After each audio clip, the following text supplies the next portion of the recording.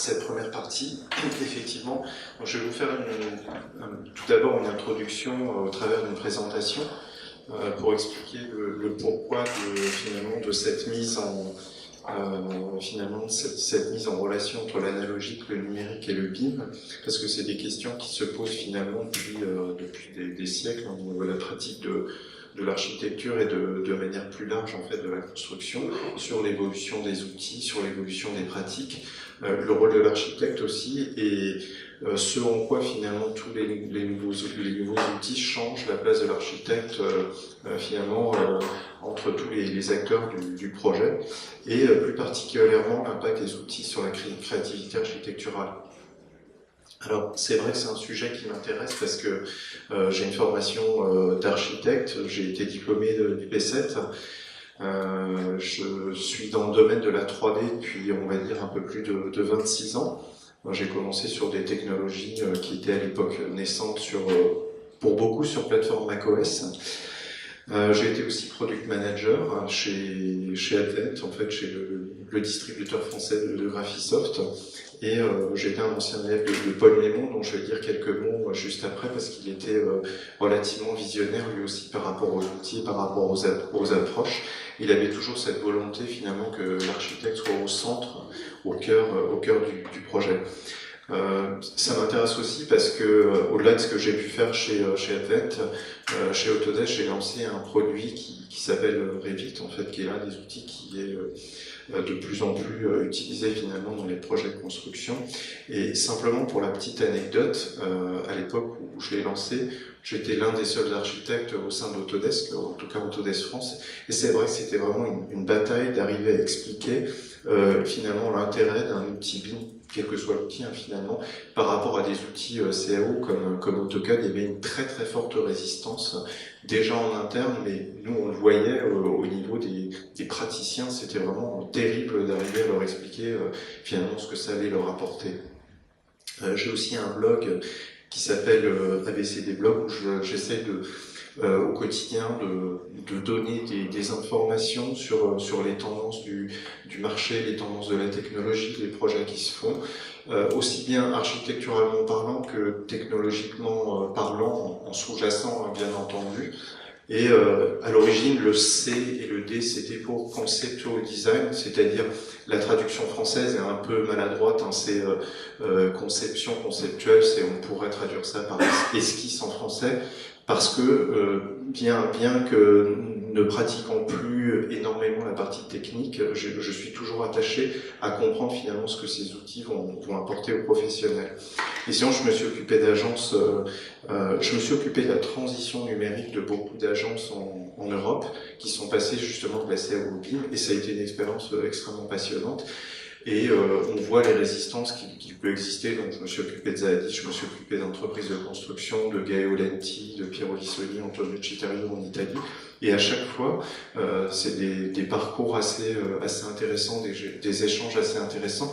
Et c'est intéressant aussi de voir d'un pays à un autre ce que les architectes finalement comprennent de l'intérêt qu'on leur apporter ces nouvelles pratiques. Et pour terminer, j'ai aussi une ville utopique que je présenterai, parce qu'en fait, elle illustre quelque part, même si c'est de l'architecture, on va dire, dans l'absolu, conceptuel, etc., ça n'a pas pour vocation à être construit.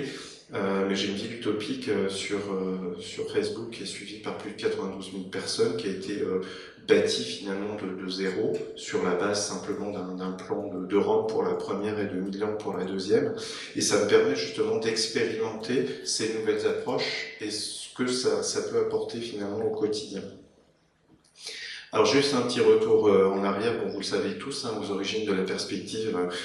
Il y avait un architecte, sculpteur et peintre orfèvre florentin, Filippo Brunelleschi, et il est intéressant de regarder finalement ce qu'il disait aussi à l'époque. La perspective constitue un instrument de calcul et un moyen de reproduction rationnelle des édifices. Elle met en évidence les lignes de force de l'architecture, colonnade et les scansions de l'espace, alternance des vides et des pleins. Et clairement, il met en avant le fait que la représentation quel que soit son degré d'évolution, n'est pas simplement un mode de représentation graphique, mais elle aide aussi à analyser la qualité des espaces, la qualité d'un projet, et elle aide aussi finalement l'architecte à maîtriser finalement sa pratique et son art, et à le mettre encore plus en avant.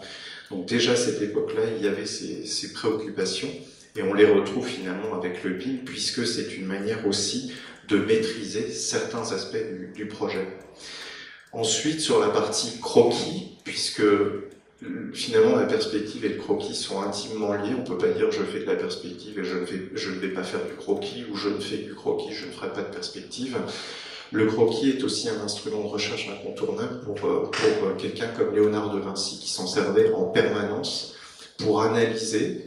Donc on en revient à ce que disait Viollet-le-Duc, finalement l'utilisation de son intelligence et de son cerveau pour analyser la manière finalement dont la nature finalement se développe et constituée, et aussi pour en tirer des inspirations pour son œuvre et pour ses fabuleuses créations technologiques ou architecturales. Donc finalement, au Quattrocento, on avait aussi toutes ces préoccupations d'apprentissage. Le BIM, ce qui est important, et je reviendrai sur la partie dessin après, le BIM, il est important de comprendre que c'est un moyen et non pas une fin. C'est un moyen pour contrôler un certain nombre de paramètres, quels qu'ils soient, d'anticiper un certain nombre de choses, le coût du bâtiment, sa constructibilité, sa qualité, son rapport aussi au social. Donc le BIM, ce n'est pas un outil comme beaucoup de gens le disent en France, c'est vraiment un processus, et on peut le voir finalement sous différents aspects. Et il est souvent regrettable qu'il soit uniquement, confiné à cet aspect technique et technologique. Quand on discute avec des archives, j'étais au pavillon de l'Arsenal il n'y a pas longtemps, c'est vrai qu'en France, quand on dit BIM, ça passe souvent pour un gros mot, c'est ce qui se dit, parce que c'est peut-être aussi dans la manière dont il est présenté finalement aux personnes que ça devrait intéresser, qu'il est mal présenté, parce qu'il est présenté d'une manière peut-être trop technique. Il y a d'ailleurs des architectes qui l'ont compris et qui eux, le présentent de manière poétique et beaucoup plus architecturale. Paul Mémon, c'est mon professeur en fait d'architecture à l'UP7 que j'ai eu la chance d'avoir. C'était le fondateur du P7 qui était autrefois au Grand Palais. C'était un académicien aussi, et je me souviens parfaitement. Il me disait, mais clairement, il y a une 26, 27 ans, Paul Mémon disait, dans quelques années, des technologies 3D intelligentes permettront aux architectes de créer des bâtiments qui seront respectueux de leur environnement et dont on maîtrisera beaucoup d'aspects. Lui, il était convaincu, c'était lui d'ailleurs qui avait amené l'informatique au labo, André Edel qui est dans la salle s'en souvient bien. Il avait emmené finalement l'informatique dans l'école d'architecture, et il était pour une pratique intégrée de la technologie 3D. À l'époque, on ne parlait pas de BIM ou de maquette numérique. Il était pour une pratique intégrée dans les ateliers d'archi, et l'utilisation de l'informatique, et surtout pas comme quelque chose de post-process conceptuel. Donc ça, c'était aussi extrêmement important. Il le comprenait d'autant plus que c'était quelqu'un qui avait travaillé sur beaucoup de projets utopiques, puisque c'est un utopiste des années 60. Ce projet à Paris, les projets de villes souterraines, les projets de villes sur l'eau. Donc c'était vraiment, il comprenait tout à fait bien fondé de tout cela. L'un des, aussi des paradoxes du BIM finalement, c'est qu'à l'origine de la création même de l'acronyme du BIM, et non pas des expérimentations de maquettes numériques, puisque les expérimentations de maquettes numériques elles remontent aux années peut-être 70 pour certaines, avec des gens comme Charles Eastman, etc. Mais aux origines vraiment de l'acronyme BIM et de son développement, il y a eu un architecte qui est toujours d'ailleurs enseignant à Yale, qui s'appelle Philippe J. Bernstein, qui est architecte Rivali d'AP, que j'ai connu parce qu'effectivement il travaillait chez Autodesk. Et à l'époque, quand il commençait à parler de BIM au sein de la société, il passait aussi un petit peu pour un fou, et beaucoup de gens ne comprenaient pas finalement ce qu'il disait. Pour être même plus précis, il y a eu deux personnes qui étaient à l'origine finalement de ce développement-là. Il y a eu Phil Bernstein et il y a eu un Français, Nicolas Mangon, qui est maintenant vice-président chez Autodesk, qui est ingénieur de l'ESTP. Donc on voit bien la compréhension qu'ont ces professions-là finalement de ces nouvelles approches, qui lui a voulu travailler il y a à peu près une quinzaine d'années sur une technologie, puisque lui il développait déjà quand il était étudiant, sur une technologie qui permettrait aux architectes, aux ingénieurs et aux entreprises de construction de travailler de manière intégrée, finalement à la manière des anglo-saxons. Et c'était vraiment ça le leitmotiv finalement de la création de cet acronyme même du BIM. Et c'est vrai que si on prend l'exemple de Revit, mais Archicad est aussi l'un des exemples de logiciels BIM, la philosophie de la création d'un outil comme BIM, c'était, déjà à l'origine c'était pas Autodesk qui l'avait créé, c'était une start-up qui avait été financée par Dassault Systèmes et par Autodesk partiellement, et d'autres sociétés américaines, dont McDonnell Douglas aussi, qui fait les avions McDonnell Douglas. Et les créateurs en fait de Revit s'étaient dit à l'époque, tiens c'est bizarre, il n'existe pas de technologie similaire aux technologies finalement du domaine de l'industrie aéronautique qui gère le cycle de vie complet d'un projet et qui soit en plus paramétrique. Et ils se sont dit, bah tiens, on va faire une start-up et on va travailler sur ce type de technologie. C'est pour ça qu'à l'origine, Revit comme Archicad était un outil uniquement adressé aux architectes.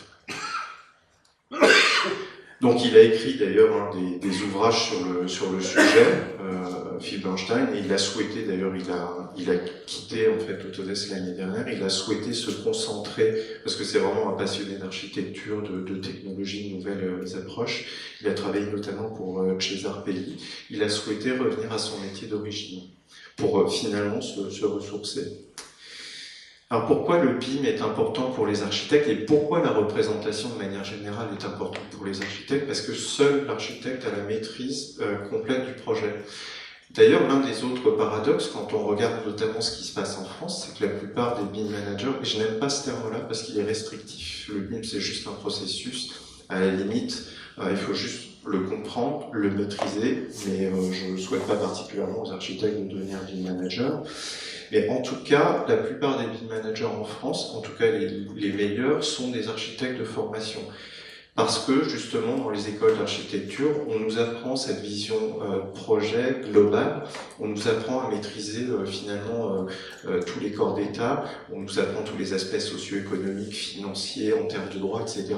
Donc on est certainement parmi, en toute modestie, parmi les plus légitimes, même si on trouve des ingénieurs qui sont aussi excellents, mais on va plus les trouver dans d'autres pays où finalement l'enseignement entre l'architecture et l'ingénierie est beaucoup plus intégré. J'aime bien cette image, je l'ai découverte il n'y a pas longtemps par le biais d'un directeur technique d'une grande maîtrise d'ouvrage française. Donc c'est tiré d'un ouvrage d'Arup. Et c'est donc Peter Rice qui dit I'm very suspicious of the idea that the architect simply does the drawings and then asks the engineers to build it. There is more to architecture than architecture. Donc en gros, il explique en substance qu'effectivement l'architecte n'est pas qu'un artiste et l'architecte ne dépend pas de l'ingénieur ou de l'entreprise de construction. Et d'ailleurs, il explique dans cet ouvrage d'Arup, que vous pouvez regarder d'ailleurs gratuitement sur Internet, que former une bonne équipe, et le BIM c'est la collaboration, c'est les équipes, ben c'est comme trouver un bon ami, et ça c'est très important. Et il n'y a que comme ça que finalement on arrive à une forme de succès. Donc là ils sont sur une structure, vous l'aurez reconnu, du centre Pompidou. Le projet, c'est le fruit d'une démarche, effectivement, vous le savez, intellectuelle et participative. Surtout pas d'un outil. L'outil, c'est simplement un moyen pour arriver à maîtriser un certain nombre de paramètres. Donc il faut pas tout confondre. Et encore une fois, quand on écoute les conférences en France autour du BIM, en France ou même ailleurs parfois, c'est parfois un peu agaçant d'entendre le BIM, cet outil, où on entend parler de format uniquement, où on entend parler de logiciel, de base de données. Non, le BIM, c'est avant tout une manière différente de travailler ensemble. Je reprends ce que Nader avait de manière très intéressante. On a eu des échanges avec la liste des profs à l'intérieur. Il y avait donc c'est la réponse de Viollet-le-Duc à Monsieur Vitet. Donc ce n'est ni avec le pinceau ni avec le crayon que l'on dessine, c'est avec l'intelligence. L'outil ne fait rien à l'affaire. Le mécanisme de la main n'est même qu'accessoire, et tout artiste qui ne dessine pas dans son cerveau, si à droite que soit sa main, ne sera jamais qu'un portographe. Et c'est vrai, finalement. Donc on aura beau être le meilleur technicien sur un logiciel A, B, C, D, etc. Si on n'a pas les idées, si on n'a pas le savoir, si on n'a pas la pratique, etc., on n'en fera jamais rien. Donc il y a un certain nombre de qualités qu'il faut avoir pour effectivement arriver à maîtriser les outils quels qu'ils soient analogiques, numériques, ou qu'on soit dans des processus extrêmement évolués. Et là, on parle de 1864. Le BIM aussi n'abolit pas le préliminaire conceptuel quel qu'il soit. Il y a des gens qui vont vouloir travailler par le biais de croquis au début, sur du calque d'études. Il y en a qui vont vouloir travailler en tout numérique tout de suite, hein, les nouvelles générations, les anglo-saxons, ça se fait beaucoup dans les pays anglo-saxons, vont tout de suite travailler sur des outils de maquettage numérique, pas des outils BIM, mais du type SketchUp ou Rhino, etc. Ils vont vouloir travailler tout de suite, c'est comme ça qu'ils vont avoir leur approche. Mais le BIM n'abolira jamais les processus, on va dire, classiques. Je pense que le croquis, moi, personnellement, je pense que le croquis aura toujours son importance. C'est pour ça que quand on parle notamment d'enseignement du BIM dans les écoles, c'est pas l'un à la place de l'autre. Hein. Je pense qu'il faudra avoir cette démarche de dire que ça peut être en parallèle. En exagérant, on pourrait dire que par exemple l'enseignement du nu, moi je ne sais pas si ça se fait encore à l'école, mais c'est aussi quelque chose qui est très important, qui apporte une sensibilité, etc.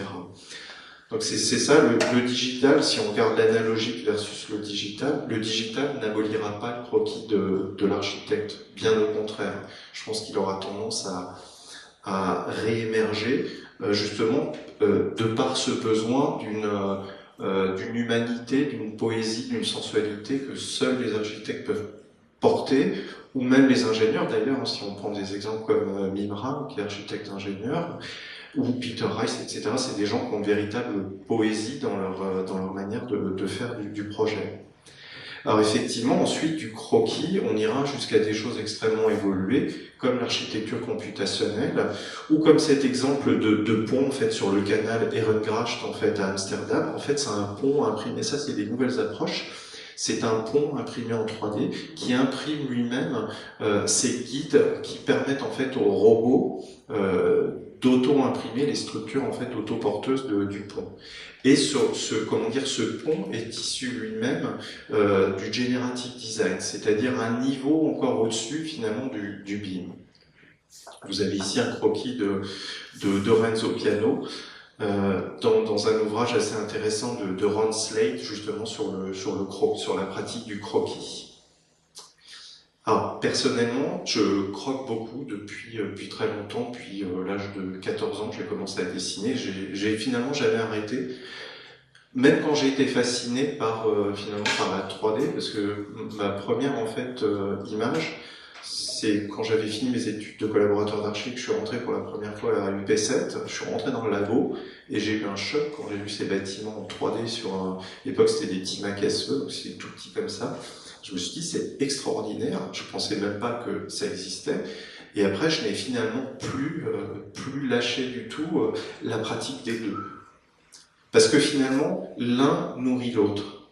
Et finalement, un croquis comme celui que vous avez vu juste avant va me permettre d'avancer dans ma démarche conceptuelle pour obtenir, alors soit sur de la géométrie, on va dire très simple, très dans un outil de modélisation 3D, soit en allant beaucoup plus loin avec l'utilisation d'outils tels que Revit. Mais bon, à une époque, j'utilisais Zoom, j'avais utilisé Archicad à une autre époque. Il est important aussi de faire la différence sur les degrés d'utilisation finalement du numérique et ce qu'ils peuvent vous apporter, pour justement ne pas en être esclave. Alors, l'une des autres aussi, je dirais, fausses idées sur le BIM, c'est que le BIM, on entend souvent dans les dans certains milieux archi, ça casse la créativité, etc. Et souvent, l'un des arguments, c'est de dire oui, mais parce qu'on utilise des composants industriels, etc. C'est pas vrai. Effectivement, il y a des gens qui pratiquent comme ça, qui vont utiliser des fenêtres, des portes, une typologie finalement d'objets de bibliothèque, et ils vont faire finalement de la mauvaise architecture, et ils vont finalement se laisser enfermer dans l'utilisation d'un outil qui va totalement les brider. Mais justement, il faut arriver à s'en détacher, et pour cela, il faut maîtriser totalement tous ces outils. Pourquoi ? Parce que le BIM, finalement, il est aussi vecteur de créativité.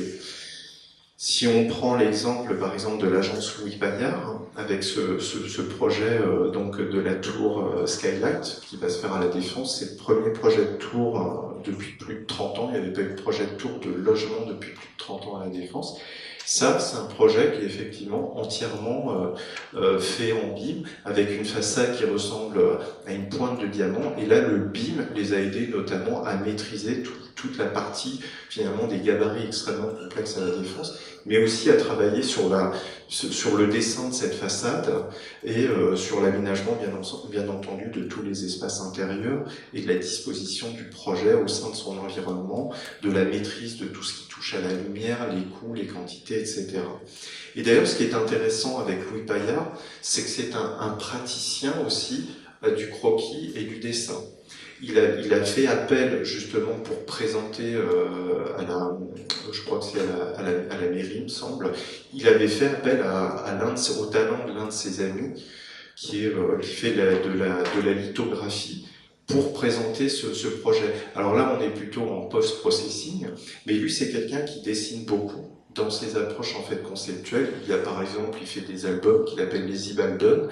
Donc pour lui, la pratique du dessin, du croquis, c'est quelque chose de primordial. Et au sein de son agence, bien entendu.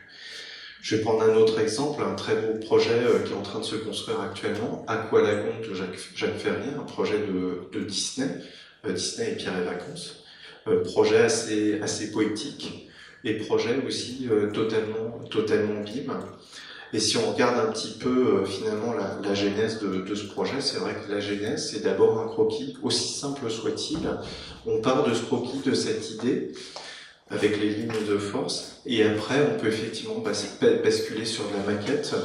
D'ailleurs, ce qui est assez intéressant, c'est qu'ils ont trouvé, avec l'utilisation en intermédiaire d'outils comme 3ds Max, ils ont trouvé une manière de représenter des maquettes 3D, mais pas intelligentes cette fois-ci, qui ressemblent à des maquettes qu'on ferait dans la réalité en carton, jusqu'à aller au projet BIM, qui traite totalement en BIM. Et on voit finalement le résultat en train de se construire. Donc on voit qu'il y a une vraie continuité dans tout le processus de création.